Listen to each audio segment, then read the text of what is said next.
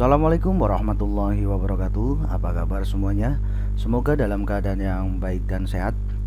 Di video kali ini kita masih membahas tentang tampilan barang dalam penataan produk atau display. Namun kita akan lebih spesifik membahas tentang syarat teknis dan metode penataan barang atau display. Nah, seperti apa syarat teknis dan metode dalam penataan barang atau display? Simak video ini selengkapnya.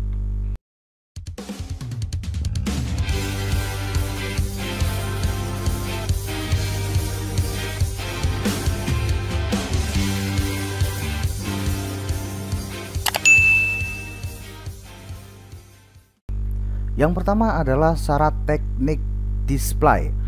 Nah, secara teknis terdapat beberapa syarat penting yang harus dipenuhi dalam melakukan penataan barang dagangan. Yang pertama adalah barang dagangan yang didisplay harus mudah dilihat. Penempatan barang di rak pajangan, label barang dan label harga haruslah menghadap ke depan atau keluar. Hal tersebut dilakukan agar pembeli dengan mudah dapat melihat tanpa menyentuh barang. Nah, kemudian yang kedua, mudah dijangkau. Tidak dapat dipungkiri bahwa konsumen terbanyak dari supermarket ialah para wanita yang memiliki tinggi badan antara 150 cm sampai dengan 160 cm. Oleh sebab itu, dalam menata barang haruslah memperhitungkan ketinggian peralatan display yang disesuaikan dengan tinggi badan konsumen agar mudah untuk dijangkau. Nah, kemudian yang ketiga adalah rapi dan bersih. Salah satu faktor penting yang dapat menarik perhatian pelanggan untuk mendekat dan melihat barang kemudian tertarik untuk membeli adalah tempat yang bersih dan rapi. Jika sebuah tempat terlihat bersih dan rapi, akan terasa enak dipandang dan konsumen merasa nyaman. Yang keempat adalah mudah dicari. Konsumen akan merasa senang dan nyaman jika tersedia berbagai kemudahan-kemudahan dalam mencari barang yang ia butuhkan. Barang yang dipajang di rak haruslah sesuai dengan kelompoknya atau grouping, serta sesuai dengan petunjuk barang yang umumnya digantung di atas.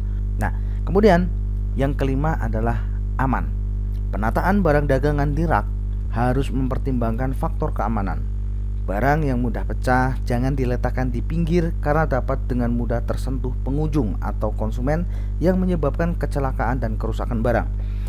Adapun dalam melakukan display, jangan meletakkan makanan berdekatan dengan barang yang mengandung racun. Kelima hal tersebut merupakan pertimbangan dasar dalam menata barang dagangan pada rak pajangan agar memiliki daya tarik bagi pengunjung ataupun konsumen. Nah, dalam pelaksanaannya, kita juga perlu memperhatikan hal-hal sebagai berikut. Yang pertama, label harga dan informasi barang harus jelas karena berfungsi untuk membantu penjualan. Kemudian selanjutnya, dalam meletakkan barang di rak pajangan jangan ditumpuk. Barang yang ditumpuk akan mempersulit pembeli saat hendak mengambil barang. Selain itu, tumpukan tersebut dapat terjatuh dan membahayakan konsumen saat memilih barang. Kemudian juga usahakan persediaan barang di rak display dalam keadaan penuh. Apabila persediaan barang sedikit, letakkan sisa barang dan rapatkan pada pojok depan rak. Selanjutnya adalah produk yang cepat laku atau produk-produk yang memiliki nilai perputaran cepat. Maka jumlah barang yang didisplay atau yang ditampilkan harus lebih banyak dibanding dengan barang-barang yang perputarannya kecil. Dan yang terakhir adalah ketika menata produk pada rak susun, ukuran kemasan yang paling kecil diletakkan di rak atas dan ukuran kemasan paling besar diletakkan pada rak paling bawah. Contohnya, pada rak susun 4, kemasan 250 gram diletakkan di paling atas, 400 gram di bawahnya, kemasan 750 gram di bawahnya 400 gram, dan yang kemasan 1 kilo berada pada rak paling bawah. Nah, inilah hal-hal yang perlu diperhatikan ketika menata barang. Nah, selanjutnya ada metode menata barang.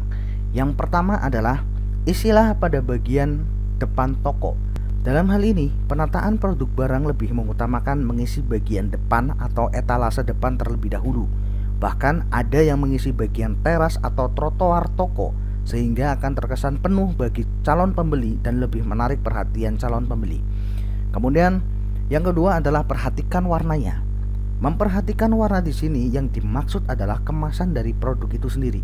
Produk dengan warna kemasan yang cerah sebaiknya diletakkan di bagian yang paling mudah dilihat.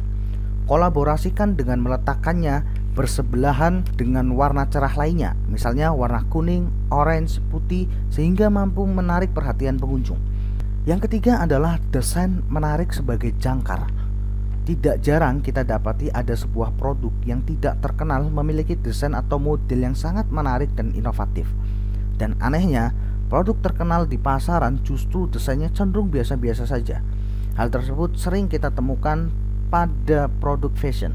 Oleh sebab itu, dengan cara menyandingkan produk dengan desain yang menarik tetapi tidak terkenal dengan produk yang sudah terkenal, dengan harapannya pengunjung akan tertarik untuk membeli kedua barang tersebut. Itulah sebabnya mengapa bisa disebut sebagai jangkar. Kemudian yang keempat adalah kemasan besar diletakkan di sebelah kanan. Dalam hal ini yang dimaksud adalah meletakkan produk dengan kemasan besar di sebelah kanan. Sebagai contoh, produk sabun cuci merek A kemasan 1000 gram diletakkan di paling kanan, kemudian diikuti dengan kemasan 800 gram, demikian seterusnya sampai kemasan yang paling kecil. Hal ini disebabkan oleh kebiasaan manusia menggunakan tangan kanan, maka kemungkinan terpilihnya produk dengan kemasan besar akan lebih tinggi. Nah, yang terakhir adalah tempatkan produk impulsif di kasir. Konsumen ketika mengantri membayar di kasir, mereka biasanya mengambil barang sebagai pelengkap sambil menunggu antrian. Oleh karena itu, dengan menempatkan produk dengan harga murah di sekitar kasir, seperti permen, rokok, coklat, dan aksesoris murah akan membuat konsumen membeli barang tersebut walaupun tidak dibutuhkan dan akan menambah jumlah belanjaan. Nah, itulah syarat teknis dan metode dalam menata barang di dalam toko. Selanjutnya ada sebuah kuis. Dalam menata barang dagangan atau display di rak, menurut kalian bagaimana sebaiknya label harga itu diletakkan? Nah, coba tulis jawaban kalian di kolom komentar di video ini. Sekian dari saya, semoga video ini dapat bermanfaat untuk kalian. Assalamualaikum warahmatullahi wabarakatuh.